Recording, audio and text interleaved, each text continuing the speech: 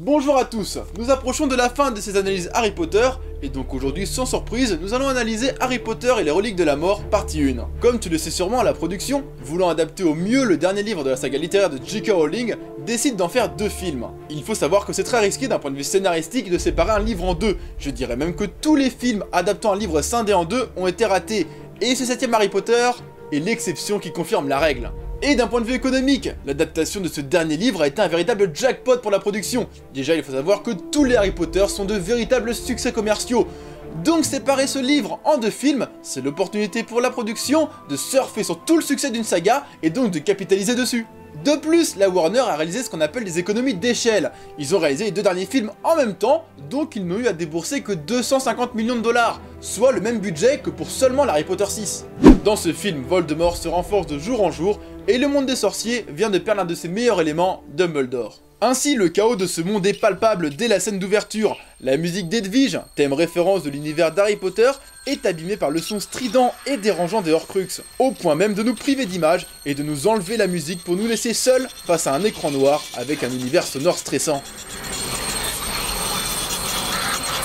Ensuite, place au discours du ministre de la Magie, un discours grave et digne des discours politiques en temps de guerre. Ce discours aurait pu être rassurant s'il n'avait pas été ponctué par le visage apeuré du ministre, incapable de terminer une phrase sans trembler. A noter que David Yates a choisi de ne pas accompagner ce discours de musique pour en renforcer son côté réaliste. Le plan suivant nous montre la une du Daily Prophet, où nous pouvons lire sur le même plan que la marque des ténèbres inquiète le monde des sorciers et qu'une famille de Moldus a été assassinée. Tout comme le début de l'épisode précédent, David Yates nous rappelle que nous avons affaire à une guerre totale où personne ne sera épargné. Même les Dursley, Moldus de la classe moyenne, sont concernés par cette guerre. Ils sont obligés de quitter leur domicile par souci de sécurité. Ce genre de comportement n'est pas sans rappeler les milliers de familles qui ont quitté leur domicile urbain durant la Seconde Guerre mondiale pour justement fuir les bombardements. Plongé en plein cœur de cette guerre, Harry devient même nostalgique de son ancienne vie. Il se met presque à regretter l'époque où il vivait dans le placard sous l'escalier, comme le montre cette scène, où son problème dans la vie était de composer avec une famille qui ne voulait pas de lui, mais c'est toujours moins pire que d'être confronté à la mort chaque jour. Le choix de la musique de cette scène est d'ailleurs très intéressant. Alors que la bande originale du film comporte de nombreux nouveaux thèmes, le réalisateur a choisi d'utiliser pour cette scène une musique des premiers Harry Potter, pour que nous, en tant que spectateurs, nous ressentions également de la nostalgie de cette époque où Harry s'émerveillait devant Poudlard et l'œuvre 9 3/4.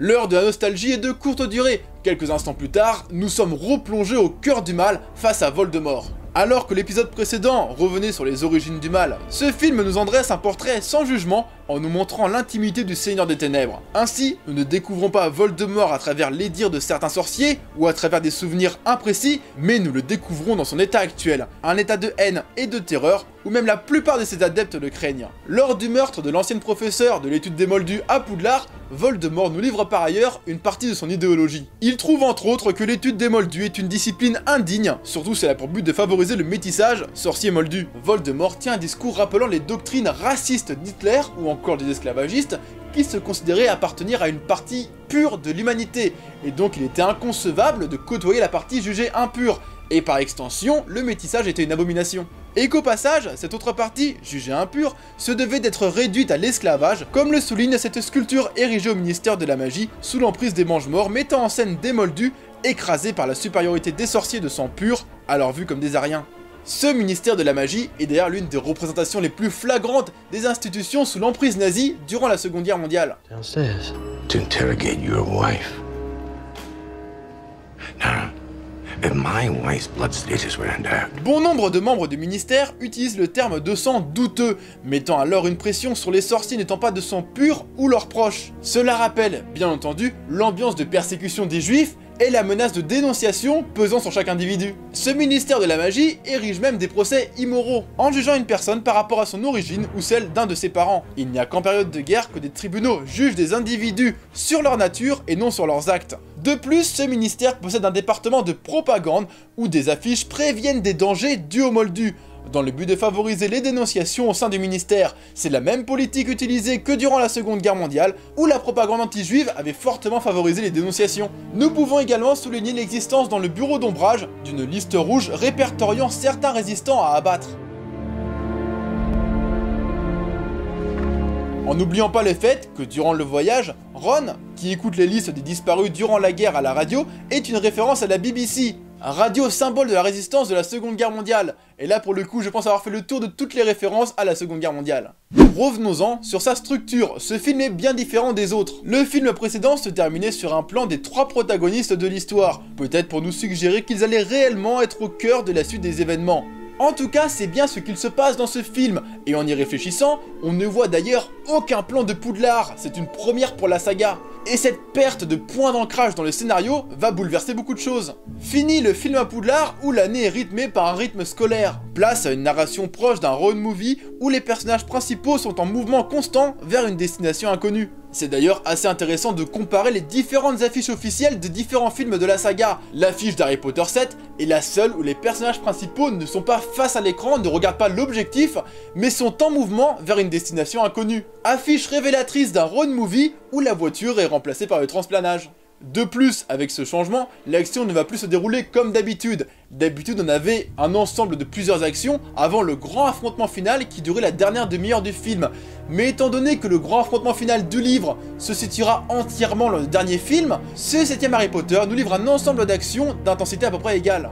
Le film commence d'ailleurs très fort en termes d'action, avec l'affrontement contre les Mange-Morts. Harry est, dès le début du film, confronté à Voldemort. De plus, J.K. Rowling n'a pas attendu la fin du livre pour sacrifier certains personnages comme elle l'avait fait à partir du 4ème opus. Edwige et Folleuil perdent la vie dans les premières minutes de ce film. Mad Eye's dead.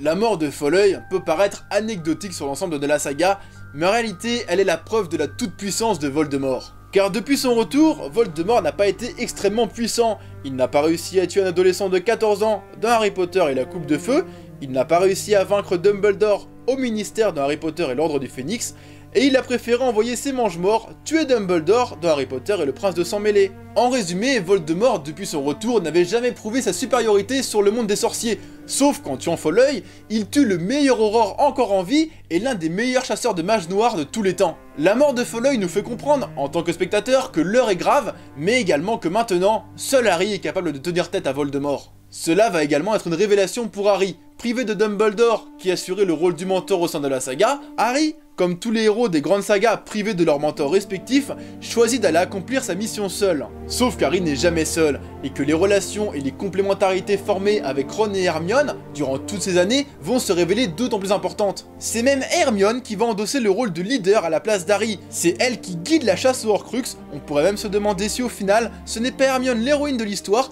tout comme on pourrait se demander si dans le Seigneur des Anneaux ce n'est pas Sam le héros, à tel point leur apport et leur soutien envers le héros principal a été important. De plus, Ron n'est pas en reste, car sans lui, Harry se serait sûrement noyé à cause du médaillon. Ensuite, ce film nous montre également l'évolution émotionnelle de certains personnages en temps de guerre. Bien entendu, Ron passe d'un personnage jovial à un jeune homme stressé et à juste titre. Mais d'une manière plus générale, la guerre pose les questions du bien et du mal à chaque individu. Toi, par exemple, derrière ton écran, tu es incapable de dire si tu aurais été résistant ou collabo durant la Seconde Guerre mondiale. Du moins, tu es incapable d'en être sûr à 100% tant la guerre nous bouleverse émotionnellement. Un des meilleurs exemples de ce film est Xenophilius Lovegood, le père de Luna. Rappelons brièvement que c'est le rédacteur en chef du Chicaneur, qui est un journal en opposition avec la propagande présente dans la Gazette du Sorcier. Petite parenthèse, J.K. Rowling, à travers son œuvre littéraire, dénonce le danger que peut résulter d'une trop grande proximité entre le pouvoir en place et les médias. Parenthèse fermée. Revenons sur Monsieur Lovegood. Il a donc toujours été du côté du bien et a toujours cru à Harry concernant le retour de Voldemort. Et cela depuis toujours. En d'autres termes, il a été l'un des premiers à résister. Néanmoins, les Mange-Morts lui enlevant sa fille, Monsieur Lovegood est prêt à livrer Harry à Voldemort et ainsi trahir tous ses idéaux. Quand j'étais plus jeune et que j'avais lu le livre à sa sortie, j'avais jugé très sévèrement Monsieur Lovegood. Mais en y réfléchissant et en prenant un peu de recul, J.K. Rowling ne porte aucun jugement sur ses actes. J.K. Rowling a simplement, à mon sens, voulu dresser le portrait d'un homme bon qui se met à faire de mauvaises choses sous l'emprise de la guerre.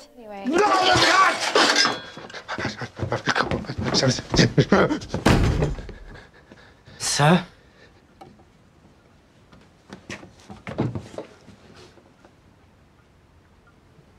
En résumé, comme je le disais, comment la guerre a changé émotionnellement ce personnage.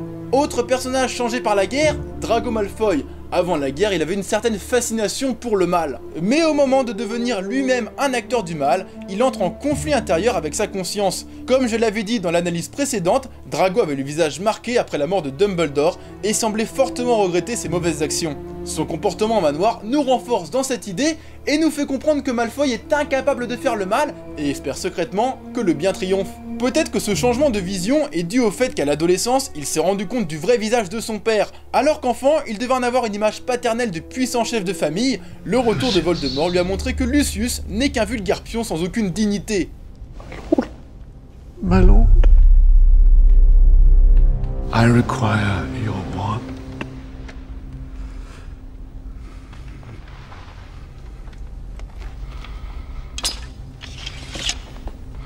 C'est peut-être en voulant fuir cette figure paternelle que Drago ne veut plus faire le mal, pour ne pas finir comme son père justement. Je disais donc que son comportement dans le manoir était très révélateur. Il refuse dans un premier temps de reconnaître Harry et choisit ainsi de ne pas le livrer à Voldemort, malgré la pression de Bellatrix. En ce sens, Malfoy effectue un choix courageux, mais également déterminant dans la suite de l'histoire. Dans un second temps, il n'oppose aucune résistance lorsqu'Hermione lui prend les baguettes magiques de ses mains. Après avoir refusé de livrer Harry, il se met même à l'aider dans sa mission. J.K. Rowling nous a donc dressé un autre portrait de personnage que la guerre a émotionnellement changé, et dans le bon sens.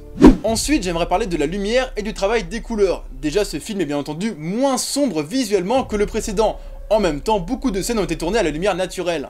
Néanmoins, j'ai envie de m'attarder un peu plus longtemps sur la scène où Harry et Hermione sont confrontés à Nagini sous la forme de Bathilda Tour-de-Sac. L'ambiance créée par les lumières et les musiques est extrêmement pesante. Malgré un faible éclairage, David Yates nous offre une image très propre et pas surfaite comme l'avaient pu l'être certaines images lors de la bataille du Ministère. Il y a également un vrai jeu de lumière entre les teintes bleues et orangées. La lumière orangée provenant de l'éclairage de la bougie symbolise les réponses aux énigmes d'Harry, les réponses qu'il est venu chercher à Godric's Hollow. D'ailleurs, Bathilda Tour-de-Sac saisit cette bougie après qu'Harry lui ait posé une question sur Grindelwald. Et instantanément, Harry suit donc quasi aveuglement cette bougie qui s'enfonce dans cette sinistre maison en quête de réponse, laissant sans s'en rendre compte Hermione seule derrière lui. Cette bougie représente donc son seul espoir de réponse, et cette lumière disparaît totalement lorsque Nagini reprend sa forme reptilienne et qu'Harry comprend qu'il a été dupé.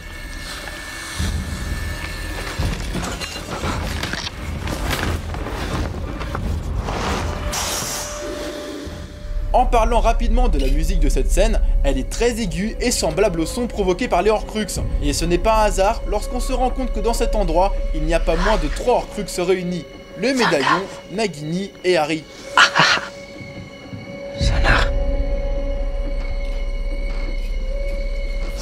De plus, on peut également se dire que l'affrontement entre Nagini et Harry dans la chambre d'enfant est une référence de la nuit où Voldemort est venu tuer Harry dans son lit à barreaux, à Godric's Hollow bien entendu. Avant de terminer, je ne pouvais pas ne pas parler de Dobby, ce petit elfe de maison attachant découvert dans l'épisode 2 est tellement important dans ce 7ème film. Dans ce film, Dobby représente l'amitié au sens pur du terme. Il éprouve une vraie amitié envers Harry, une amitié loyale et fraternelle envers la personne responsable de son émancipation. Cela peut être difficile à dire, mais je pense que Dobby vit les meilleurs moments de sa vie juste avant sa mort. Dès qu'il se rend compte qu'il va mourir, il atteint enfin un sentiment de plénitude et accepte sa mort lorsqu'il se rend compte qu'il va terminer sa vie en tant qu'elfe libre dans les bras d'un ami. Such a beautiful place to be with friends. Dobby is happy to be with his friend, Harry Potter.